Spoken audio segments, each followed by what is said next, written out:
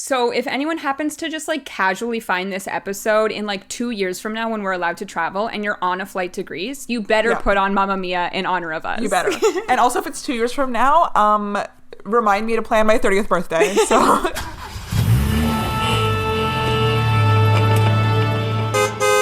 Hi everyone, and welcome back to Off to Broadway, the podcast where we deep dive into anything and everything musical theater from the comfort of my car. I'm Tara. I'm Stefania. And in today's episode, we're talking all about Mamma Mia. This is very random.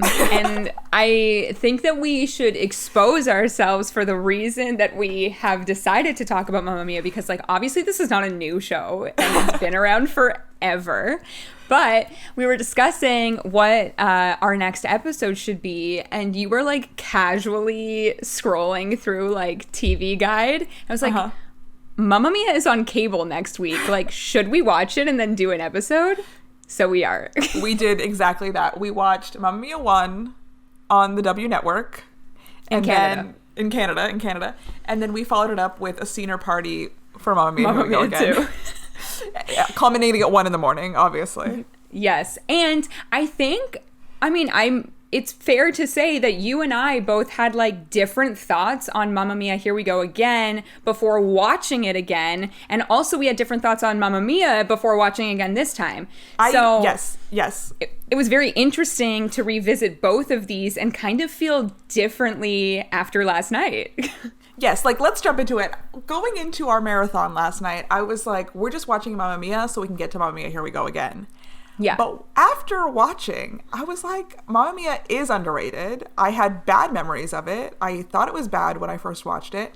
And after we watched it last night, I think we just had such a blast watching Mamma Mia and these actors sing these ridiculous songs, these beautiful locations, having the time of their lives.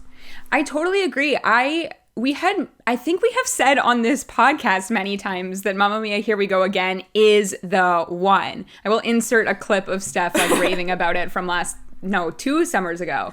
Yeah. But yeah, totally. So Mamma Mia, the first movie came out in 2008, which is like crazy that it took 10 years for that second movie to come out. Right. But based on the stage musical that premiered in the West End in 1999, right? Yes. But I also remember seeing it the first time and being like, yeah, it's Mamma Mia, like whatever. But watching it again, I was like, take me on vacation. I'm ready to go. Let's go to Greece. When Meryl Streep sings The Winner Takes It All, I was so excited. I just don't remember feeling that way about it the first time I saw it. And seeing it this time, I was like, you sing, Meryl. You tell Sam. You tell him. I know. I texted you last night. I was like, this is her key. Like, Meryl is singing in her really key. Good. I don't always think Meryl sounds good in movie musicals, but I think she really sounded good in that moment, in that movie. Also, we are wearing our overalls for this episode. It's like beach hair. We can't go on vacation, so we're bringing vacation. We're bringing vacation to you. These are great movies to make you feel like you're in Greece. Particularly the first one. The second one feels like a lot of green screen, but the first one feels like they were on location in Greece on vacation and then filming a movie between vacationing. Yes. So let's talk a bit about the musical. I saw the musical in 2018. It was a tour, but I found out last night that it was in Toronto, part of Mirvish, for 5 years, which is like kind of surprising to me because obviously we don't have very many residencies, if any, in Toronto now. The only one would be Come From Away. It's been here for a few years. But 5 years for Mamma Mia feels big. It is fairly rare, and it premiered here before it premiered on Broadway, right? Yes, starring Louise Petrie. Of course, who then went to Broadway with it, right? Like, were we the pre-Broadway? Is that what happened with Mamma Mia? Again, according to our most reliable source, Wikipedia. It was the pre-Broadway. Obviously, it was on the West End in 1999, but it didn't open on Broadway until 2001 at the Winter Garden. It opened in Toronto in May of 2000. It also did a run at the Orpheum before it opened on Broadway, and it opened on Broadway in 2001. And I believe it opened earlier in the year, but it was the first or one of the first shows to reopen after September 11th because they took a few days off. And I really think that was what the city needed, was Mamma Mia was ABBA, was a dance party to kind of like get back to some semblance of normalcy at that time.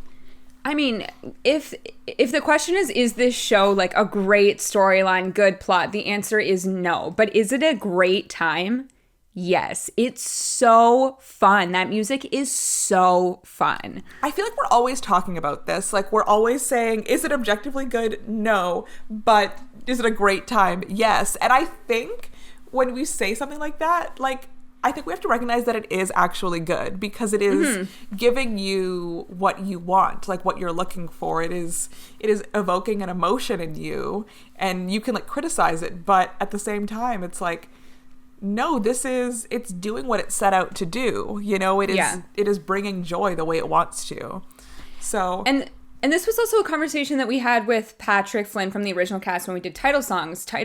Mamma Mia from Mamma Mia was title song on my list for solely the reason that it's iconic, like end of story. And I agree. Like maybe we need to stop saying like, is this good? Because clearly like watching that movie last night, like this is good. Storyline, very flawed. But overall, good. You're right. The storyline isn't realistic whatsoever that a young girl would read her mother's diary and then write a letter to, not even write a letter, send wedding invitations to 3 men who she thinks might potentially be her father, and then they all show up and they're all like nice, good men, and then everyone gets along at the end. Is that realistic? No. But that's why there's the suspension of disbelief in a musical, you know? Yeah, it's true. I think, well, we talked about this off the mic. We'll definitely talk about it more on the mic when we do our In the Heights episode. But we did see an advanced screening of In the Heights. And something that I think is relatable to this movie is that there is that like fantastical element in both. Mamma Mia really plays into the movie musical genre. Right. And I think with specifically... the big choreographed dance numbers, I feel. Yes. The big choreographed dance numbers, the lighting. There's something about the lighting that's just like not realistic. It's just like consistently golden hour in Mamma Mia. It's always that like half hour between.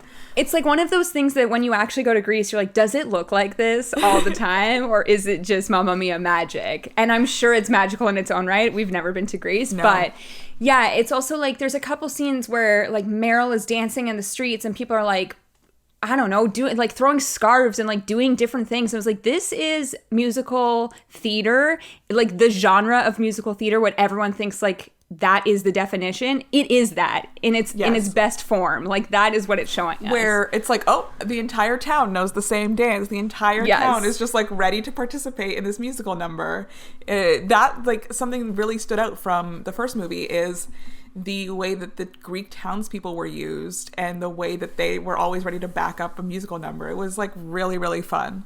Yeah. So this music obviously is ABBA music. This is not the first musical that they did. They actually did, I mean, it was a concept album at first, but Chess was the first like ABBA music being used in a musical theater setting. So obviously this music's super fun. ABBA music. This is music that I just know, like before we even saw Mamma Mia. Mind you, I was in a production of Mamma Mia when I was like 10 years old. So the camp that I went to, which is very similar to the camp that we worked at, you split the show into 3 acts so that multiple kids can get different experiences, whether it's art, dance, theater, and everybody gets a chance to like play a different kind of role. So also so that one kid isn't carrying a like hour plus long show. Imagine an 8-year-old. So I think I was 10 or 11, but the way that this camp worked was like if you got a lead in one session of the summer, which is like a 2-week thing, then you couldn't get a lead the next time. Mind you, when we didn't instate that rule. No, I chose the best person for the part. That's how it works. The shows need to be good, okay? We have a reputation. Yes, exactly. So my shining moment was Act 3 Sophie in Mamma Mia at the Camp Summerstock when I was like 10 or 11 years old. Which is a really big get. Act 3 is the really big get. It is a really big get. And the most memorable songs in Act 3 are not I Dreamed a Dream. Wow, Les Mis. I Have a Dream. Slipping Through My Fingers. Say I Do. Like, it's the whole wedding scene, basically, is where we are.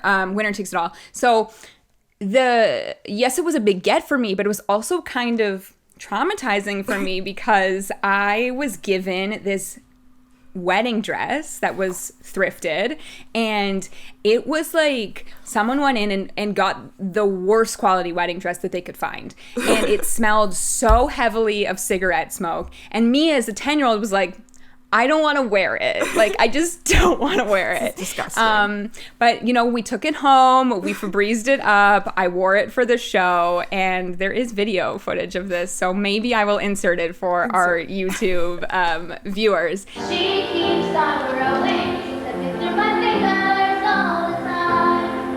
Sometimes I wish that I could read the picture and save it from the funny tricks of time, slipping through my fingers.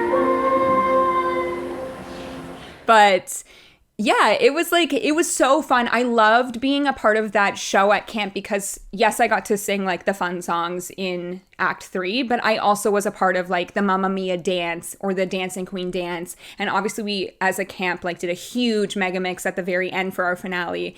It's so fun. Is it the right show to do for a group of like 8 to 13-year-olds?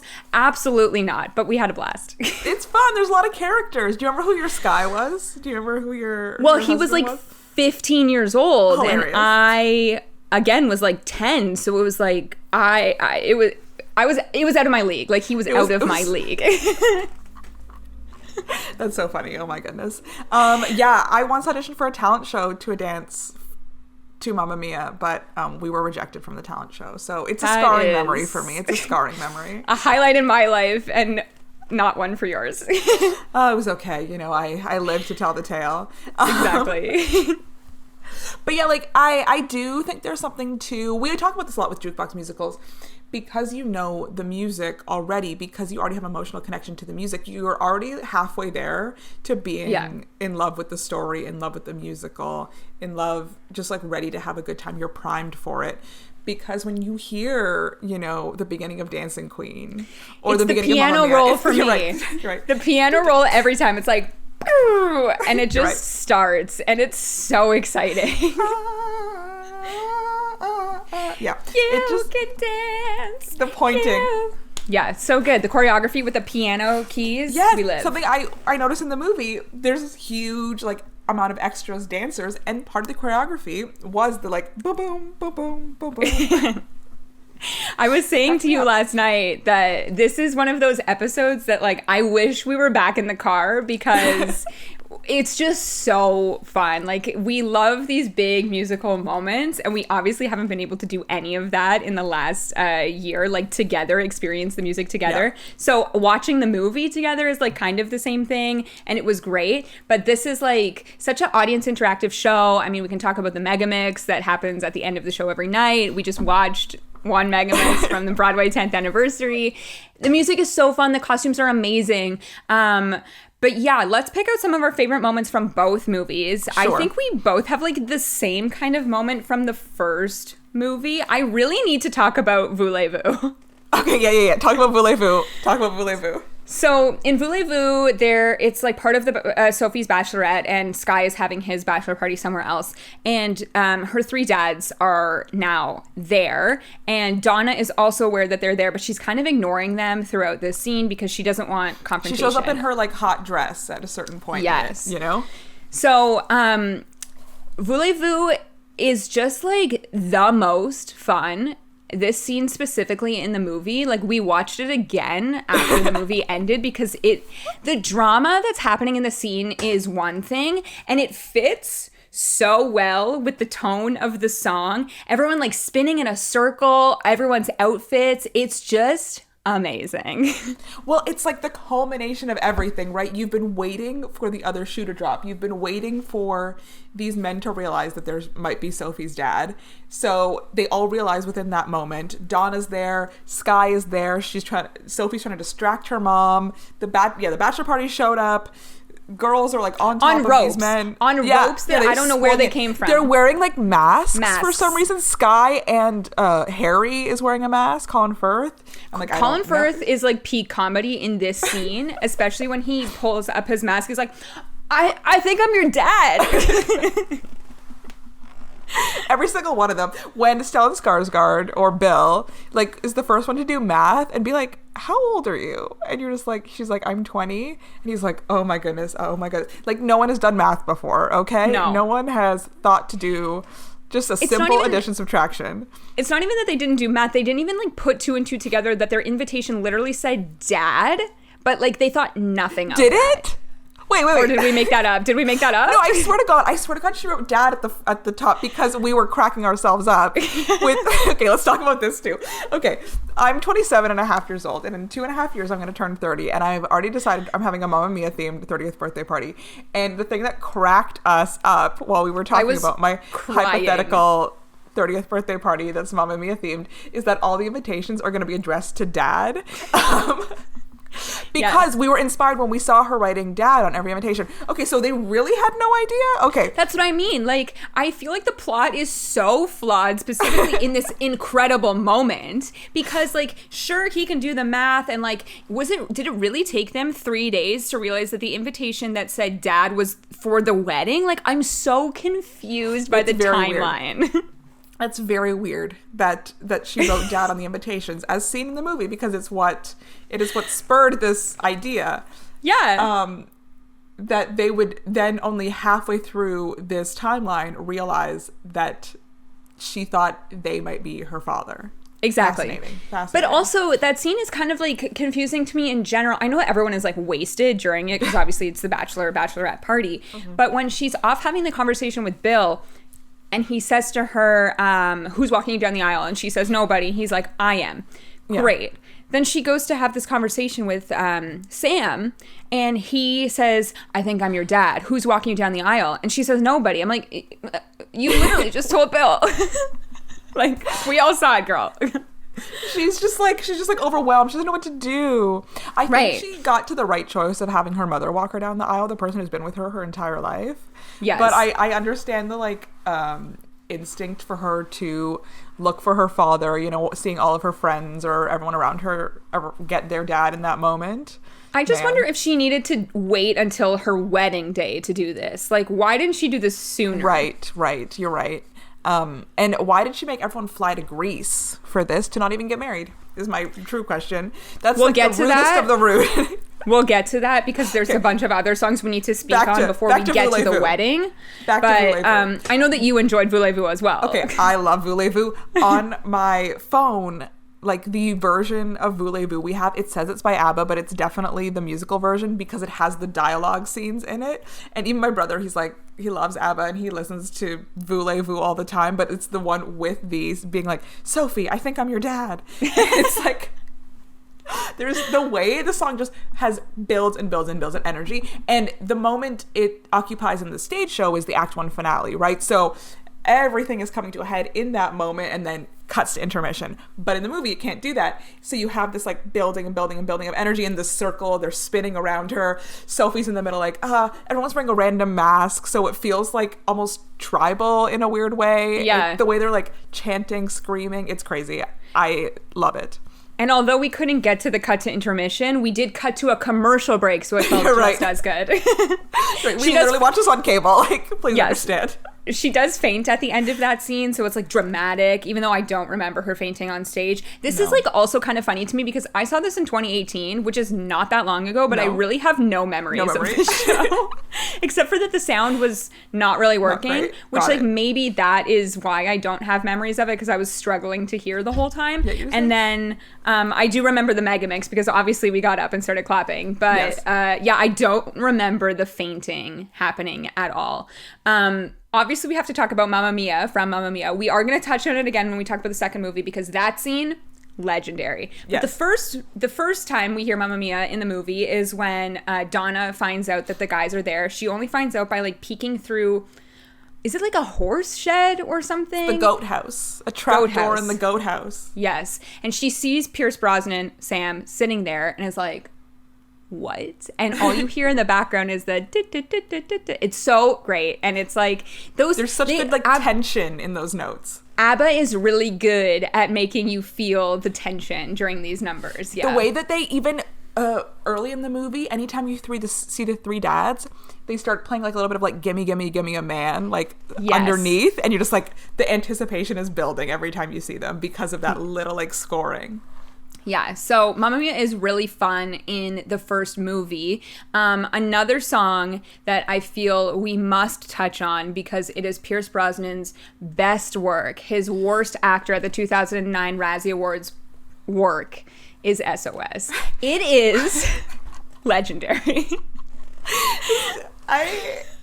We were cracking ourselves up last night. Oh my God. I literally messaged you as we were watching SOS, and then obviously, because we're on cable, cuts to commercial, and I was like, if Pierce Brosnan did not win a Razzie for this, I'll be upset. I Googled it, and he did, and my day was made. It's just, there are no other performances. However, I do think it might be the greatest performance of all time. Oh, yes, 100%. He's committing. There's something extremely charming about the fact that none of these men can really sing. Also, they're all really bad. Not none of the women can really sing, but like the women also can't really sing. They're not, serving us, amazing belting here. But Christine Baranski's doing good. Meryl sounds good, we think. Julie Walters sounds like herself. Amanda Seyfried is fine. Dominic Cooper is doing whatever he's doing. Which is not much. He's really cute in the first movie. Okay? He's really cute then. Yeah. But the most iconic scene in SOS is when Donna and Sam go back to back outside on the white wall of this like little Greek town, and Pierce Brosnan is growling his "When you're gone." It's so amazing. The commitment. It's the commitment for me. He was giving everything. I just need to pull up the IMDb trivia on Mamma Mia because I found out that Pierce Brosnan did not sign up for this movie. He was told that Meryl Streep was going to be in it, and I think that he's like always had a crush on Meryl. So here is the quote from the IMDb Mamma Mia trivia. Pierce Brosnan had no idea what the project was about when he signed on. The producers told him it was being filmed in Greece and Meryl Streep was starring. Brosnan said he would have signed on for anything involving Streep, describing her as the gorgeous blonde I fancied terribly in drama school. So our question last night was, Pierce, did you not know that this was a musical? Because did that just get surprised on you like Christian Bale in Newsies? That's all I could think of too. Did the casting directors even think of this? Did he have to sing at any point before the movie was produced? And also, did they just go into the recording booth being like, Pierce, show us what you got? Yeah, because I also think that out of the three guys, that character sings the most. Yes, because he is like the one meant for Meryl, or for Donna. But for Meryl. We're just like, it's Meryl and Pierce, but Donna and Sam, like he is the one that got away, right? The other guys were just flings, dalliances, but Sam was the one. So they sing SOS, they have to get married at the end, like he's always there. Okay, another standout song from this is Take a Chance on Me between Rosie and Bill. Because one, that is a great ABBA song. You can't not have it, but it doesn't quite fit into like Sky and Sophie's story or Donna and Sam's story. So we have this like third love story between Rosie and Bill, and she has to like tell him like, take a chance on me. And it's such a great, fun moment. Yeah, I agree. Something that we talked about yesterday, but we didn't want to give our answers away until we did this right now, is who do you think is Sophie's real dad? Okay, I do have thoughts on this, and I actually talked to my mom about this the other day, and she also has the same thoughts. I think Bill is the real dad. Why? I don't know. It's just a gut feeling. So, like, that's just it. It's in my gut, her dad is Bill. I think if you were to actually watch both of these movies in chronological order, for me, the second one is first, and then we follow up with Mamma Mia, because it's kind of like a prequel. It's young Donna. Yes. So we see, like, the relationship. Edit it all together with the, like, flashback scenes first, and then the sequel. Yes. Like a full 4 hours. Like, we need it to happen. Yeah, exactly. Yeah, so in watching that and thinking about that, I was like, it has to be Sam. Like, it has to be Sam. Just based on, like, timelines that we don't even know what the real timelines are. She spent the most time with Sam. I think Sam had the most opportunity, right? So if we're talking about the timeline, she's with Harry first, right? I don't think it's Harry. Then she meets Bill, but they don't sleep together. Then she's with Sam for, it seems like, a week before he goes back to his fiance. Like a jerk, okay? Can't believe he would never tell her this. Can't believe he would be a cheater like this. Anyway, so they're together for a longer time, so they have more opportunity. Then after Sam leaves, she's like licking her wounds. She gets with Bill. And then, you know, we don't know how long they're together or not before she realizes she's pregnant. I've just always thought it's Bill. I mean, is it because Stellan Skarsgård is blonde? Maybe. Well, it's also because in that first movie, in the Voulez-Vous scene, and I think a little before that too, they talk about the fact that he has a grandmother named Sophie, and she was like, "That's who I'm named after." I'm like, well, why would Donna friggin' just drop this hint if it wasn't true? Like, it doesn't make any sense. That's true, but does Donna even know who the father is? Because at the wedding, or the non-wedding, that doesn't happen at the end of the movie, someone gets married at the wedding. Well, yes, but Donna has this moment of, I know why they're all here. One of them is your dad. And they all stand up, and she was like, but I don't know who your dad is. Like, okay, so we've really resolved no issues in this entire movie. Like, what are we doing? But they all, you know, Donna gets these men back in her life. Sophie gets not just one dad, but 3 dads. Like, it's all happy at the end. The most unrealistic thing to me is that all of these guys are friends immediately. Yeah. They've never met each other. They go on the boat together. They just hang out the entire time they're in Greece. Like, I mean, I have made vacation friends where it's like, you know, you go on vacation somewhere and you're like, well, I don't really know anyone besides. Yes, but you're not all questioning if you have a daughter, you know? Like, but they didn't even think this is why they were there. It's so funny. It's so The invitation was addressed to Dad. It's all so confusing. We could like rehash this every day and we'll never get a real answer. No, we gotta call someone up. Like, who do we ask? Like, suspend Joe.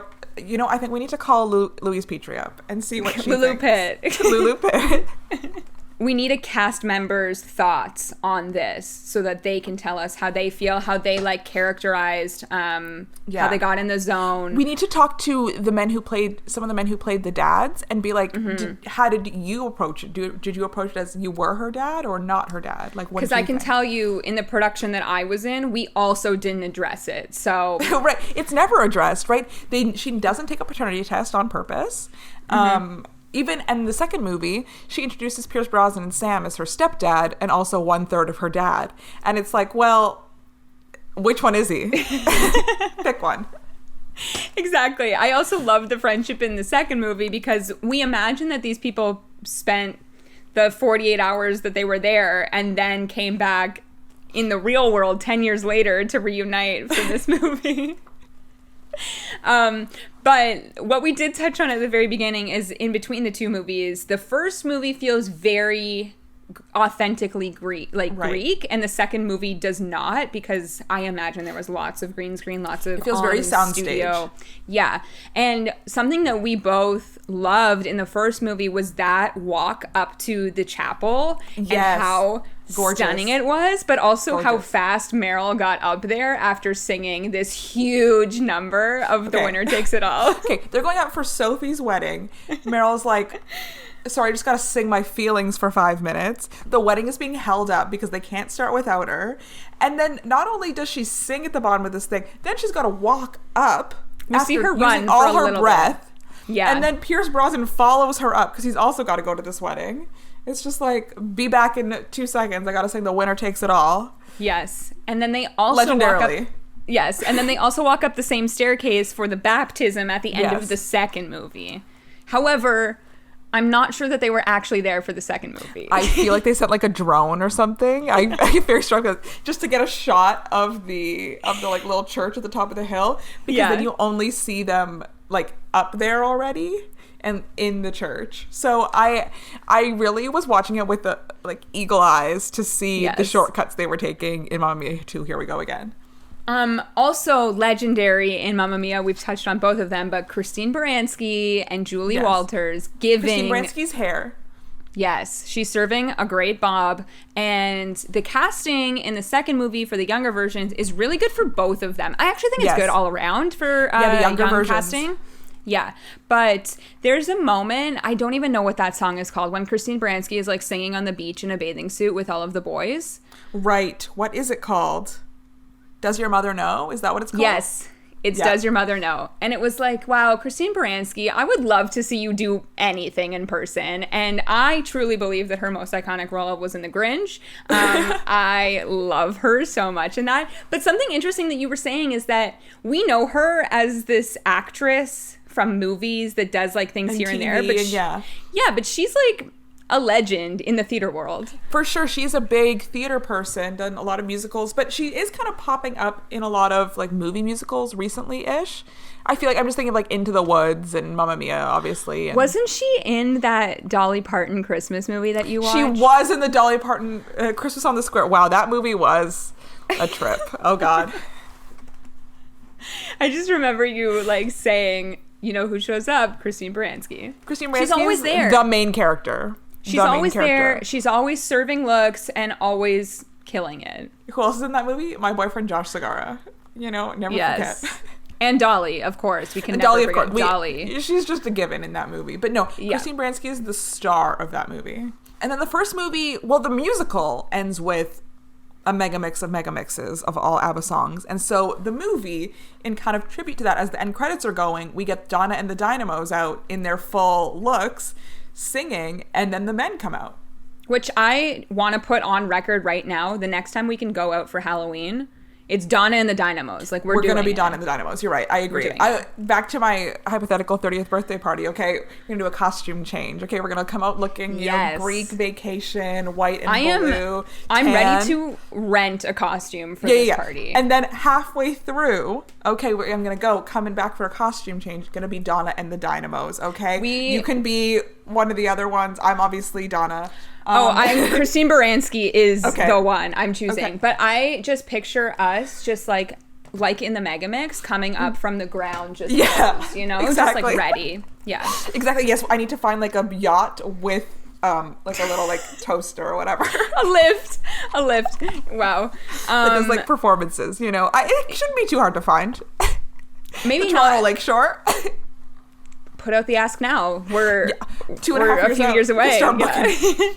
Exactly. Start booking. So let's move into Mamma Mia, Here We Go Again, which, again, this was a movie that you and I had very fond memories of. Not that I don't have fond memories now watching it back, but I don't feel the same way that I did after seeing it. And I just think that in the first movie, and maybe it's because they repeat some of the songs in the second one, but it's like hit after hit after hit after hit. And the second movie kind of drags right off the top with a song that, like, I don't even remember what it was. Mamma Mia, Here We Go Again has the highest highs, but also the lowest lows. The first three songs, When I Kissed the Teacher, One of Us, which was truly boring, and then I love Waterloo, but this version of Waterloo, which is about literally the War of Waterloo, and like I know that's what the song's about, but it's just like a fun song in the first movie. But here we're like literally discussing the war. I don't know what's going on. I'm like, we didn't need any of this. And then, you know, the next song is SOS, Pierce Brosnan again. So while I love a ballad, it's a ballad version. Yes, he's like, you know, 10 years older, Pierce Brosnan. He's sad because Donna's dead, which was a true shock when we first saw that trailer. I was like, wait, is Meryl dead? My favorite part about this movie is specifically the promo process, because they really did not hide the fact that she was dead. It was like first shot of the trailer, you see Pierce Brosnan in the hotel that looking now like Sophie has taken over. Yeah, it's just a portrait of Meryl from the first movie, you know, in her overalls, just like looking out. And I'm pretty sure everyone after that moment, or read the comments on YouTube, it's like, is Donna dead? Like, when did she die? And we literally hear nothing about that the entire movie. It's not even addressed. You just know that it happened. Yeah, it's in the past. I did hear of someone, I can't even give credit to who it was, but going to see this movie not knowing seeing that fact, like not knowing Meryl's dead, and then being like 5 minutes and being like, wait, is Meryl not in this? And their friend was like, no. And they're like, well, then why are we here? it honestly is fine without her. As good as I think she was in the first movie, it's fine without her. Well, and I really think that that's all, like, give all the credit in the world to Lily James. Like, her Donna is really good. She's Yes, also like, you don't feel like you're missing Donna. You don't feel like you're missing the character at all. Exactly. She also looks stunning. Everything she's wearing, The I blonde, want. Everything. The, like, billowy skirts, the, like, cold shoulder, off the shoulder, like, peasant tops. Yes, Beautiful. It's bohemian realness. We love it. I think all of her outfits are great, but I also think she has, like, a decent voice. And I think she could have been a Sophie too. Like, she is very interchangeable in that way, can sing both. They're not super hard songs to sing. They kind of sit well in everyone's, like, register. So I think she would be good in either part.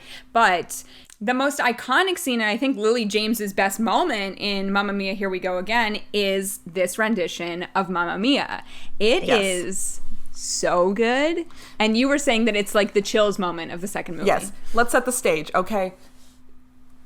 Donna has just discovered that Sam, a very hot Jeremy Irvine, a very hot Jeremy Irvine, has a fiance at home.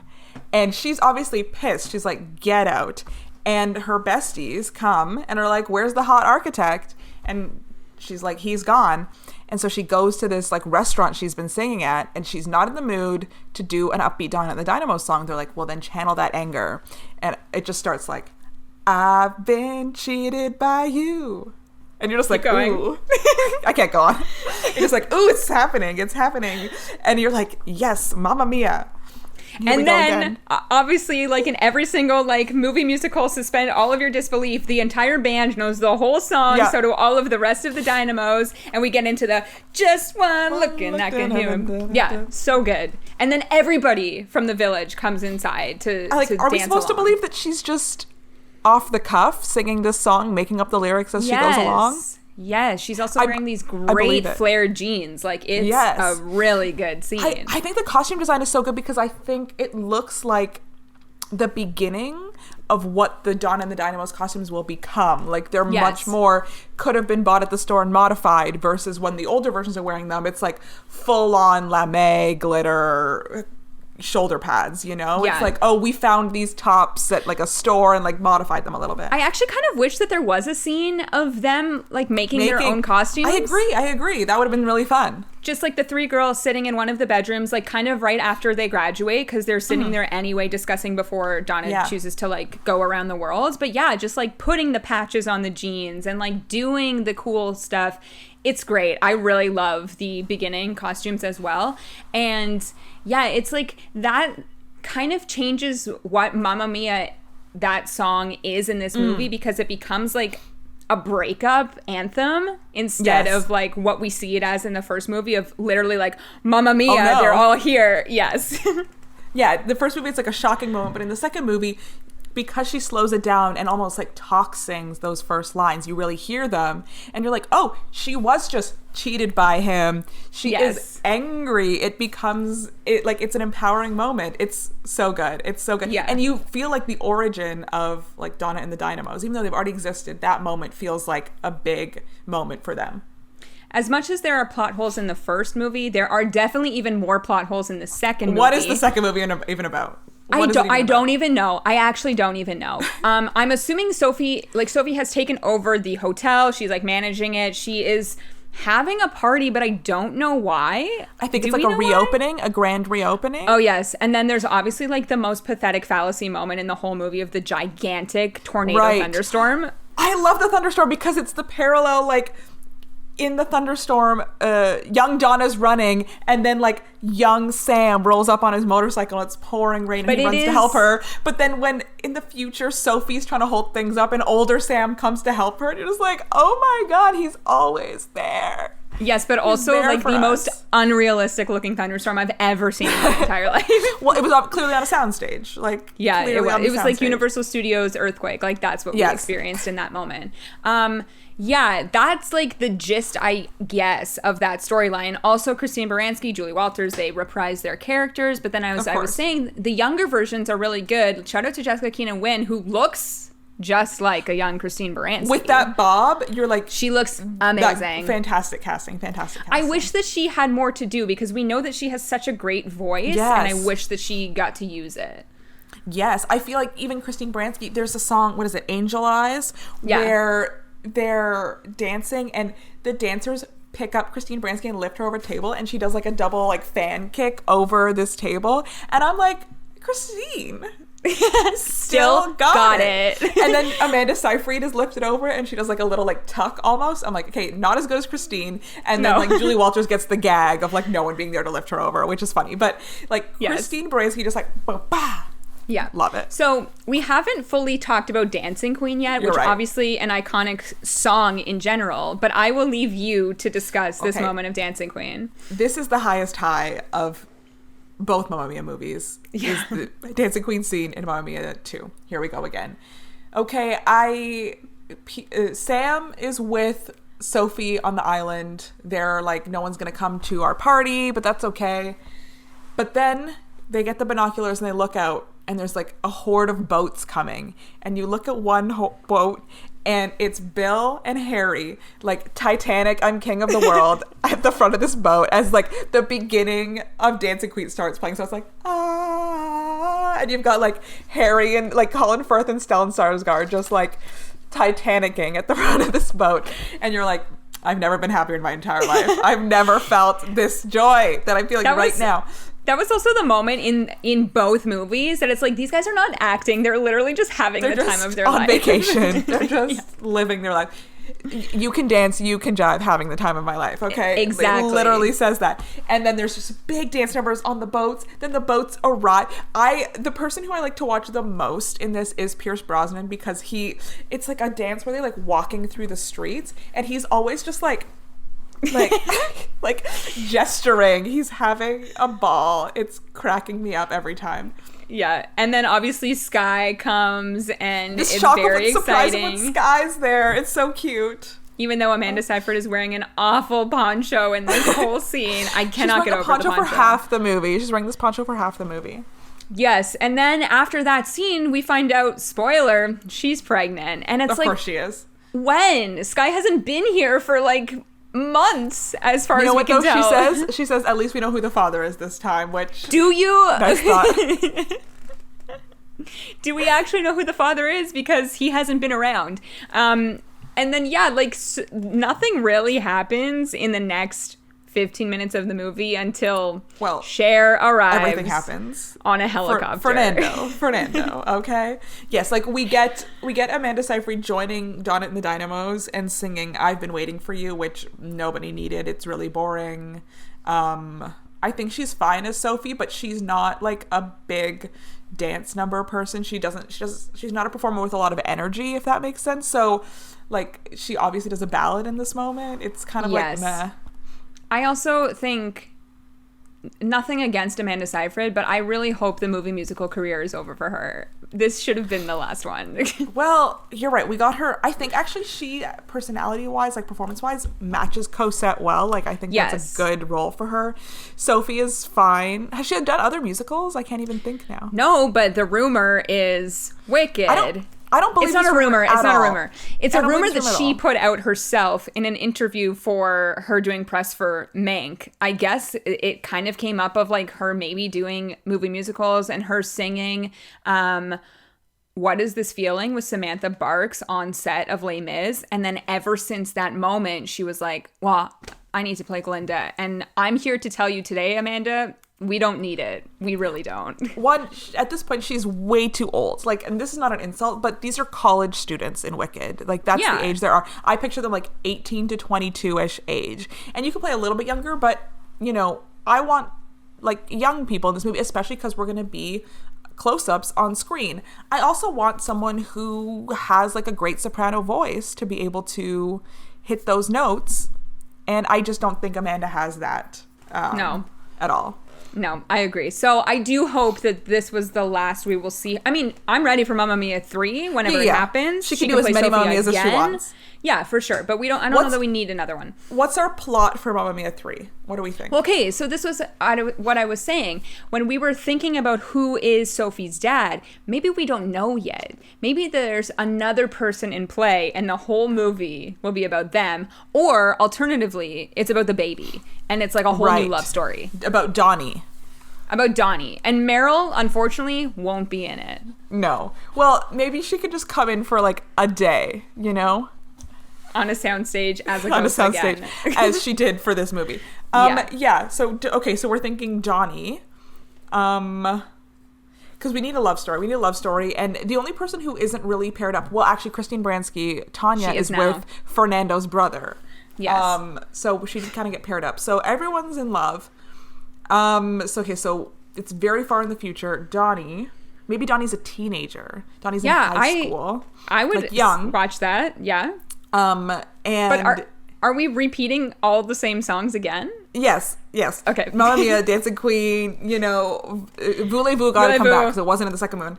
Agreed. Take a Chance on Me, come back because it wasn't in the second one.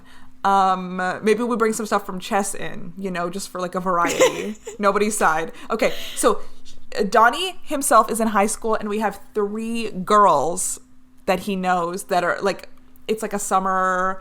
He's got 3 girls there who like he's interested in, and they all have like different personalities, whatever. No one gets pregnant because they're in high school. We have like Dominic Cooper here to give him advice. Dominic Cooper is not coming back for this movie. Sorry, but there's something extremely charming to me about Dominic Cooper in these movies. I don't understand why. I love him. Don't ask me why. Lay all your love on me, okay? What song did they sing over the phone, over his like landline at the beginning? The of the landline movie? at the hotel. Oh, One of Us. One of We Us. didn't Is that what need he it. sang? No. Yes. It was boring. We didn't need it. Yeah. So Dominic Cooper's giving advice. We've got the dads giving advice, but he's always turning to the men. But it turns out who he really needs to turn to is his mom. And that's the finale with like Sophie helping him. But then he realizes, I'm young. I don't need to be with anyone right now. This is like a horrible plot for a movie, but I think we're getting somewhere. It's about Donnie. I mean, this is more plot than both of the other ones gave us, you're on to something here. But yeah, I think, again, like the first movie, the best parts of the second movie are the big musical numbers. Obviously, we get Cher singing this like crazy Fernando number, which then led her to put out an entire album called Dancing Queen. She went on tour, sang all of these songs, so we love that. And then obviously we get a huge Super Trooper like mega mix at the end of the second that's movie. actually my favorite part of the movie because the outfit, Cher's outfit. Cher's outfit. Like everybody's in this dance. You've got the 3 younger Donna and the Dynamos. Then you got the 3 older Donna and the Dynamos. You've got the 3 younger men. You've got the 3 older men. You've got Sophie and Sky. You've got Cher. You've got Andy Garcia. You've got everybody like having a dance party. I love when the like younger versions of the characters get to dance with the older versions of the characters. It's like wonderful. It's magical. Yeah. It's so fun. I think that's really what it comes down to at the end of the day, is that this is just like a mindless 2.5 hours, 4 hours for us. And you transports you to Greece. It transports you. You feel like you're on vacation. Yeah, and it's just like joyful is really all it is at the end of the day. And I think what's interesting to me is that obviously this ran for 5 years in Toronto. It is the 9th longest running show on Broadway. It closed in 2015. And I was reading that like over 65 million people have seen Mamma Mia. It's like grossed $4 billion. And now it's kind of like made its way onto TikTok again, which is a whole new audience. Listening to these songs, most of them probably never heard an ABBA song in their life until seeing it on TikTok. And the most iconic ones are Gimme Gimme Gimme. It's a literally entire choreographed routine. There's Angel Eyes, where it's 2 people wearing a towel on their head with sunglasses and red lipstick and literally just singing. Steph and I will recreate it. It's very fun. It's happening. And obviously like Lay All Your Love on Me, everyone is like rolling around in the sand on a beach, like in the first movie.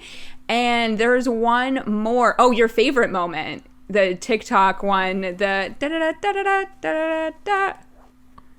Oh, the legs. We didn't even talk about this with Bill and Donna on the boat. What is that song called? Why Did It Have to Be Me? Fantastic song on the boat. That like choreography. Can we shout out the choreographer? His name is Anthony Van Last. He choreographed both movies, and I think there's like the perfect amount of like wink to the audience as well as just like really great party choreography.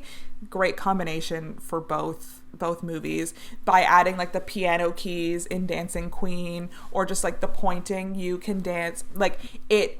it is enough to get the audience feeling like they can join and dance really easily while still like being energy and being unique and really being fun and capturing vacation. It's so good. Yeah, so obviously it's had like kind of a bigger uprise on social media recently, and then something that I'm like truly obsessed with is the Mamma Mia The Party that is in London. We've been talking about this for so long. It's not open right now, but I saw a trailer for this like years ago, and then it was in London in 2019. It is literally, you sit at the O2, I think it's like the floor of the arena. They put all of these different tables. You eat dinner. I think it's like different venues at the O2. Like it's like one of the smaller ones. Similar to like Madison Square Garden, where you can like go around and see the Grinch on a different floor than a hockey game. And so there's like different tables around. You get dinner, you get one drink, and there's like a version of Mamma Mia. It's a 4-course meal. Please no, a 4-course meal. I've looked it up. I want to go so bad. Next time. I feel like the story of our lives has been going on vacation and being like, we'll do this next time, and this past year has taught us like maybe there won't be a next time. So we have to take things by the horns when we can. So next time we are in London, we will 100% be doing the O2 experience. Well, I also read that Mamma Mia was at Vegas, and it was one of the longest running like Broadway / West End shows that played out of Vegas. I think it was at the Venetian. Also, what a great place for that, because it's like you're already transporting yourself to different places in these hotels because they're so themed, and then you like, welcome to Greece, here's Mamma Mia. So I feel like it would be great. Here's the best venue for Mamma Mia. Oh, it's on a Mediterranean cruise, right? Yes. A Mediterranean cruise. I was literally just gonna say a Mediterranean cruise, okay. But like not in the theater of the cruise ship, like literally around the whole boat, outside. Yeah. Sure. At all times, you go spend the day in Greece, and then you go in on the ship at night, and you spend it in Greece again to ABBA music. Okay. But while like reading about this show and kind of the success of it, there's been tours all around the world, so it's kind of like a universally loved piece. And I had said to you, if you're going to revive this show in X number of years, like it needs to be star-studded. I need like the biggest of biggest cast for a revival of Mamma Mia, and I will be front row dancing along to Dancing Queen. Like we will. We tried to dreamcast it last night, but it's too hard. It's feel so like hard. Just stunt cast it. But I'm like kind crazy. Of committed to Audra as Donna. Donna. Yeah, I'm kind of committed to that. I like Audra's Donna as well. I think that's a good choice. And then also, you kind of build the if cast around her. And if Audra's going to be in it, like let's just bring real life love story Will Swenson and have him play one of the guys. have him be Sam. Oh my goodness, this is great. Okay, Audra, I'll call your agent. Audra, we have a pitch for you. Okay, we have a pitch for you. Yes. Okay, another question I asked you last night to think about is, if you were on vacation in Greece, which unfortunately we haven't been, what ABBA song do you want to play like right as you are walking through the streets of Mykonos that would make you get your life? Like in your best vacation outfit, your one ABBA song is like blasting. Which one is it? It's Gimme, Gimme, Gimme, A Man After Midnight. Great choice. Great, fantastic choice. Because, yes, I think the instrumental of that song, which as you were saying it, like kind of underscores the men in the first movie, and we don't really get, I mean, we do get the full number, but we don't get it right away. And I think that song is like kind of disco in its prime. It is so fun, and I just picture me walking down the street like wearing a hat, because obviously, and like sunglasses and whatever, or maybe this is like going out at night and it's like, is there a man out there? It's just like it needs to happen. Fantastic choice. Okay, what about you?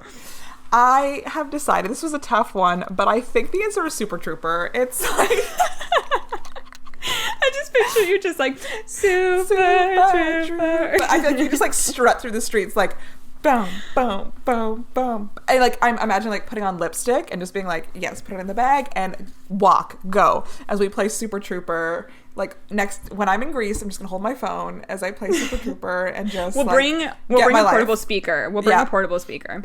I also close second Voulez-Vous, because I just think it'd be so fun.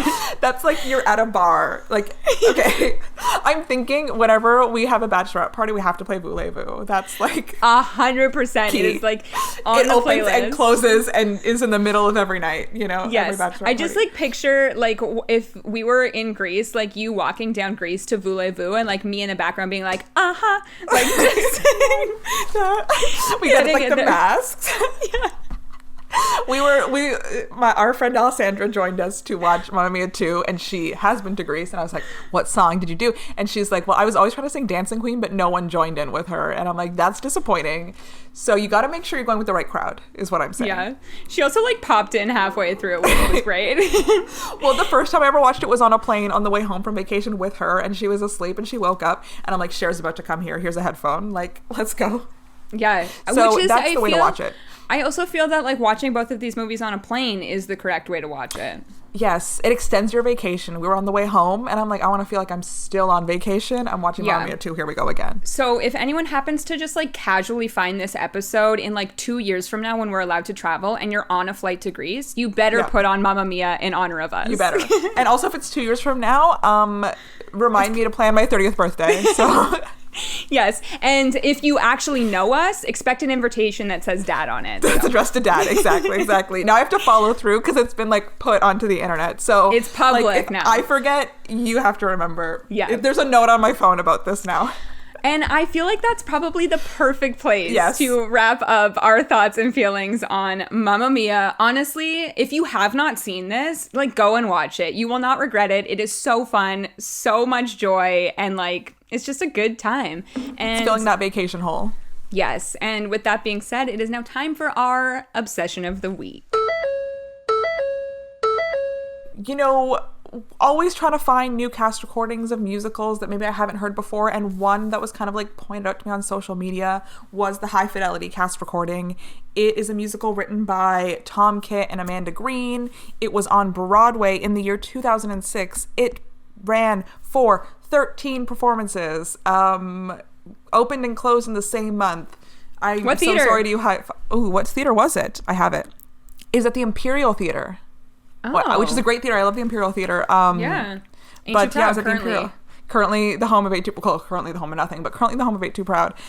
It starred Will Chase and Jen Colella. Like, oh my God. What a duo. How did we not know about this? I know. So the song is the opening number, and it's called The Last Real Record Store on Earth. The main character, he owns a record store, and he's kind of like, you know, figuring out his life, and is kind of written in the 90s. It's based on a book written in the 90s, and the musical came out in the 2000s when, you know, there was a lot of turmoil for record stores. Like, we really don't even have record stores at all anymore. No. I'm pretty sure, sadly, like the most iconic one recently closed in Toronto. Like, we don't have Sam the Record Store anymore. Oh, I know that one closed a while ago. Yeah. I'm even just thinking like HMV. Does HMV even exist anymore? It's all gone. You know, that's not where you're buying. There's no dedicated place really. People are buying, go and buy music. People are buying the vinyls at like Urban Outfitters. You're right. And there's a few like independent ones, but for the most part, if you're buying music, you're buying it completely digitally, or you're just streaming it. Yeah. And the like days of, you know, buying a CD, a physical CD are like over. So the song is called The Last Real Record Store on Earth, and it's just like a really fun expository opening number. Will Chase sounds great on it. It just has like a good mood, a good vibe, and it's like a really fun song, and the whole cast recording is pretty fun. So High Fidelity, the opening number at The Last Real Record Store on Earth. I just can't believe this duo of Jen Colella and Will Chase. I know. Like, I need to see a video. Two of our faves. Yeah. So my obsession this week is something that I've seen on TikTok many times, and it is this guy. His TikTok handle is Jacob Sutherland, and he does mashups, literally garage band mashups of different songs. And it's been a minute since we've talked about Six, and this is a mashup of Toxic, Britney Spears, and All You Want to Do, Six. I did see this. It's so good. Like, he got the exact moments, the beginning of Toxic, the da-na-na-na-na goes into tall, dark. It's so good. Like, the way that it's mixed, and it seems like decently easy because it's just on GarageBand. So good. There's a Girlfriend, Avril Lavigne mashup with Sorry Not Sorry. There's a Beyonce Girls Run the World with No Way. And then he also did a super, super random kind of like comedy moment, but also great. I Believe, Book of Mormon, and Believe, Spring Awakening. And it's That's funny. Pretty funny. That's really funny. But it's just like, it's just cool to hear these songs, especially with Six, because we know that the Queens were inspired by these actual artists. So to hear the real songs, not necessarily that they were based on those real songs, but to hear songs from these artists being mashed together with the songs that we know from Six is so fun. It's really well done. And yeah, it like came up on my For You page and I was like, what is this? I need to stop and listen to it. And I think like a bunch of different theater people have also gotten a hold of it because it came up again on my For You page. And obviously you've seen it as well. So his TikTok handle is Jacob Sutherland. My obsession this week is the Toxic All You Want to Do Britney Spears 6 mashup, and I will put his TikTok in our description for our YouTube listeners. And yeah, that wraps up our episode on Mamma Mia and also our obsessions this week. If you are interested in hosting your own podcast, we use Podbean. It's super easy, super convenient. And if you go to www.podbean.com/off2bway, you can get a month free. And you can also subscribe to our podcast anywhere you listen to podcasts. And you can follow us on Twitter and Instagram at Off2bway Podcast with the number 2 and tweet us what song would give you life in Greece from Mamma Mia. Yes, and you can also subscribe to our YouTube channel if you are watching us here, and we will see you guys next time. Bye!